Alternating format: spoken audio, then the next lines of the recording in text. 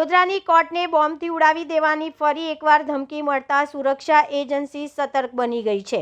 ધમકી ભર્યા ઈમેલ મળતા કોર્ટ સંકુલમાં અફરાતફરીનો માહોલ સર્જાયો હતો।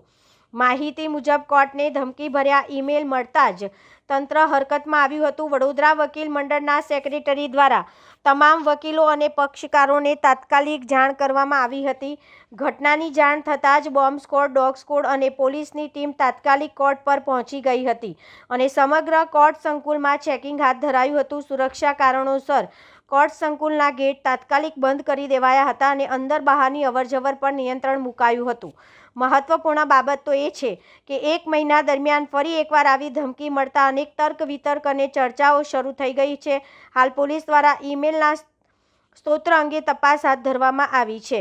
આ મહિનામાં આ બીજો આવો ઇન્સિડન્સ છે કે જેના અનુસંધાને આવી રીતે આ મેલ મળ્યો છે અને મેલના અનુસંધાને સમગ્ર કોર્ટ વકીલો તેમજ પક્ષકારોથી ખાલી કરવામાં આવી છે અને હું તથા મારી સમગ્ર ટીમ આજ રોજ પણ અમે અહીંયા કોર્ટના મેન એન્ટ્રન્સ ગેટ ઉપર ઉપસ્થિત રહ્યા અને વકીલોને તેમજ પક્ષકારોને અમે કોર્ટમાં પ્રવેશવાની સખત એમને વિનંતી કરતા એમને અમારી વિનંતીને માન આપીને બધા પોતપોતાની ઘરે પ્રયાણ કર્યા છે। હવે આ કારણ માટે ચોક્કસ જે એજન્સી જે તપાસ કરી રહી છે અને સંપૂર્ણપણે આપણે જે અલગ અલગ એજન્સીઓ તપાસ કરી રહી છે એજન્સીઓ ઉપર વિશ્વાસ રાખીએ અને એજન્સીઓ પહેલામાં વહેલી તકે આવા જે અનિષ્ટ તત્વો છે એને શોધે અને એમને જે કંઈ એમની સામે કાર્યવાહી કરવાની કાર્યવાહી કરશે।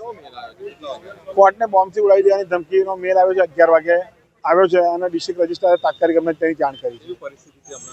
અત્યારે જુઓ તો આ સંપૂર્ણ કોર્ટ ખાલી છે તેમજ પક્ષકારો તેમજ વકીલો બધા પોતપોતાના ઘરે તેમજ બહાર નીકળી ગયા છે।